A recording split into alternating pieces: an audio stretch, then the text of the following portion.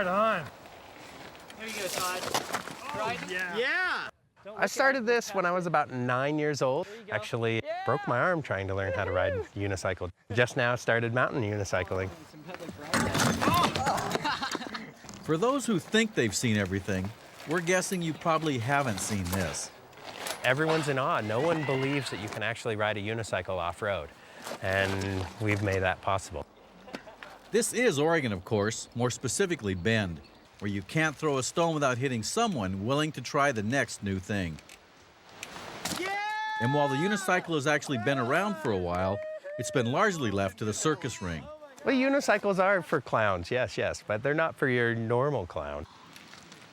It does take an incredible amount of skill to be able to ride a mountain unicycle. Go for the hop. Oh! Yeah!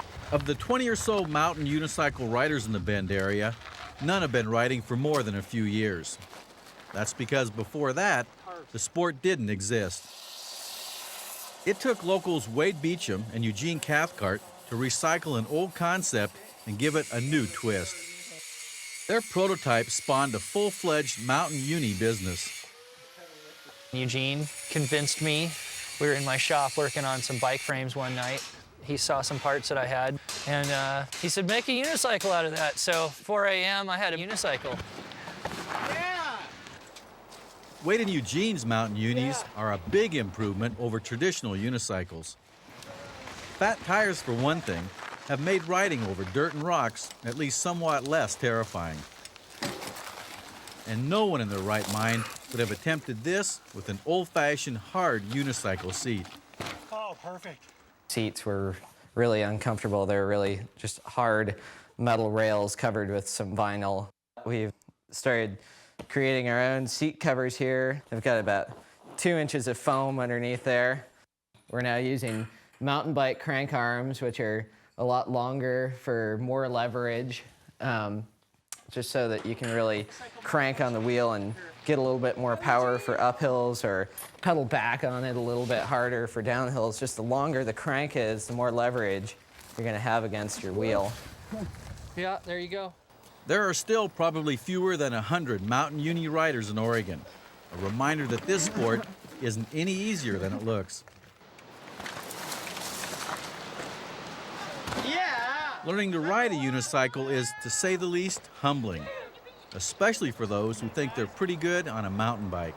It took me 1,000 tries. I don't know, that's not literal for sure, but it felt like it took 1,000 tries. I learned when I was 31.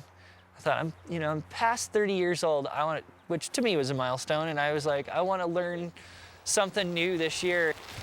And I was totally addicted for the first 6 months for sure. I didn't go anywhere without my unicycle.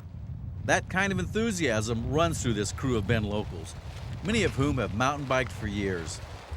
To them, familiar trails have become routine on a two-wheeler. Mountain bikes these days have 4 inches of suspension, and it makes things really easy, whereas unicycles are rigid, direct drive, and you can't descend something at 20 miles an hour. You can't pedal that fast, so it makes it more challenging. Smaller things are a bigger thrill.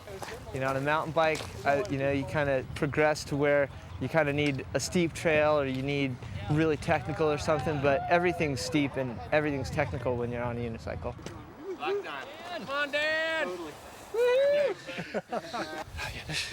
It's a matter of putting time in. I mean, it's like anything we want to do and want to get good at, we have to put time into it. You got her? Yeah.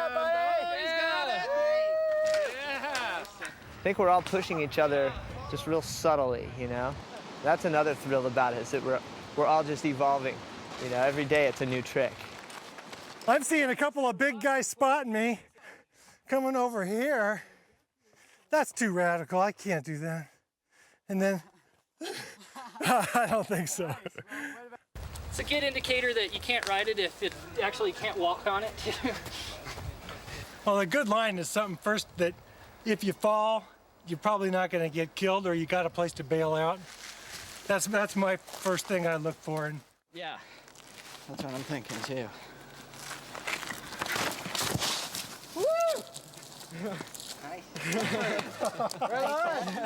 I tried it, your turn.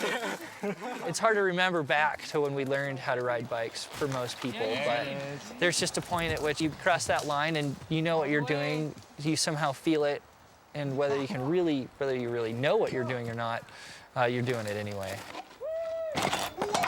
If you're going to go down, you want to land on your feet, and you don't care where the unicycle goes. That's the key to not getting hurt, is let the unicycle take the fall for you and try and come out standing. We were told that falls aren't as painful as they look, though we tended to think that anyone who takes this up probably has a pretty high pain tolerance anyway.